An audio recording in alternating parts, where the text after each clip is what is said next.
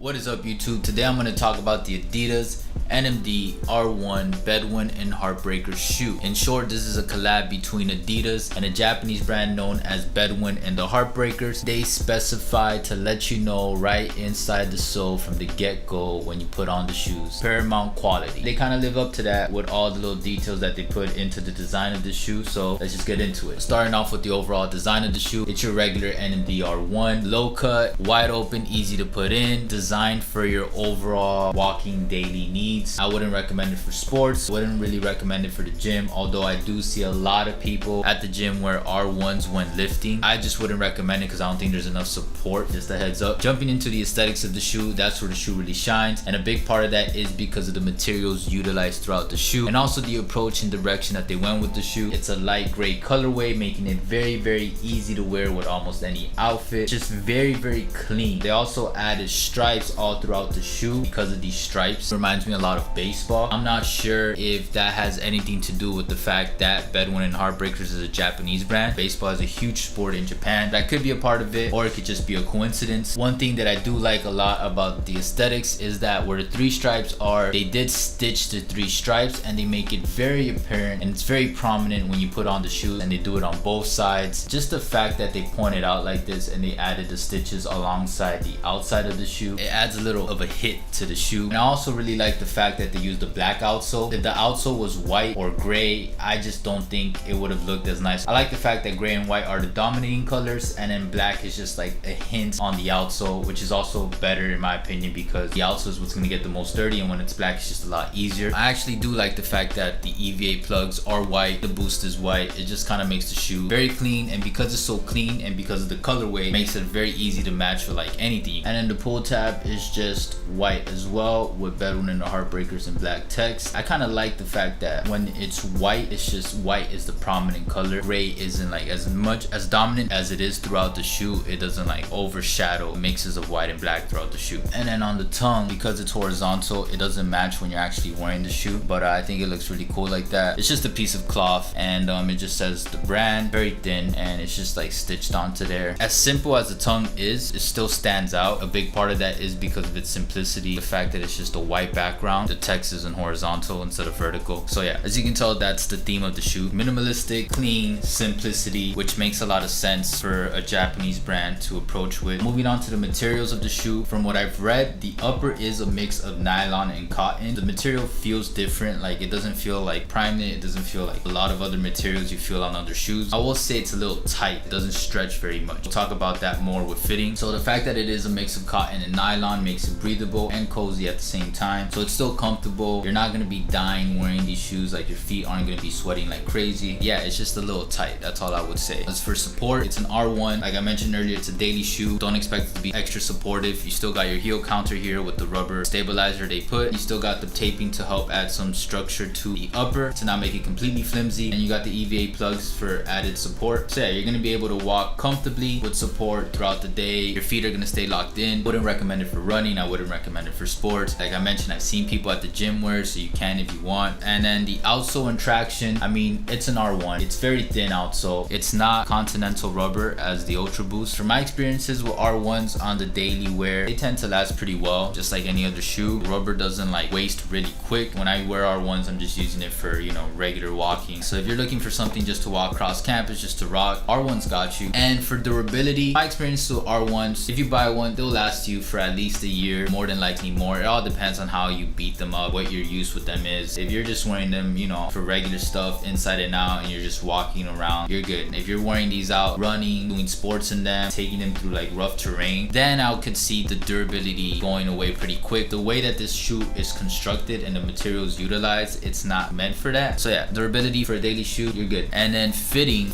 is where things get tricky with this shoe. Usually with R1s, I have sized down. I got these in a size 9, and an R1 in a size 9 for me does really well. But like I mentioned mentioned earlier, the fit is so tight. It's the material, but also at the same time, the midsole and outsole seem a little smaller than your typical R1. I would actually probably recommend your regular size or maybe a half size up with these, just because that's how tight the shoe fits and it looks. Like when I put my foot in it, it stands out in the upper and you can see like the shape of your foot, and it doesn't feel very comfortable because of how tight it is, how small it feels, which is weird for NMD R1s because usually a lot of people say it feels a little loose. The recommendation is usually to go a half size down, and that's usually what I do when I get R1s, but with these, like, it's just different. R1s, Bedwin and Heartbreakers, probably go true to size or a half size up because the material pretty tight and the midsole and outsole, I don't know, maybe it's perceptive, but it actually does look and feel smaller as well. Now for the midsole cushion, it's Boost with the EVA plugs. It's comfortable, like you're not gonna go wrong. I'd recommend it for anyone. Like I said, these are for daily use. It'll be good to go with these, no complaints. My conclusion with these, I would recommend it. The price that they're going at for resale, you can find it on Gold, StockX, etc. If you can find it for a good price and you like them, go ahead. They're a good shoe. The materials are really good. They're premium materials. The detail to the shoe is very, very nice. Love this zigzag stitching around the 3 stripes. What makes the shoe so great too is the fact that it's so easy to match. For me personally, like if I'm gonna buy a shoe, I usually tend to buy shoes that I feel like I know I can wear a lot with a lot of different outfits just to make the most out of it. So if you're looking for a shoe like that, these are probably it. If you like the colorway, they also have a dark black-ish colorway. That's about it. If you like this video, give it a thumbs up. If you like, go subscribe down below. Turn that little bell on thing, I guess.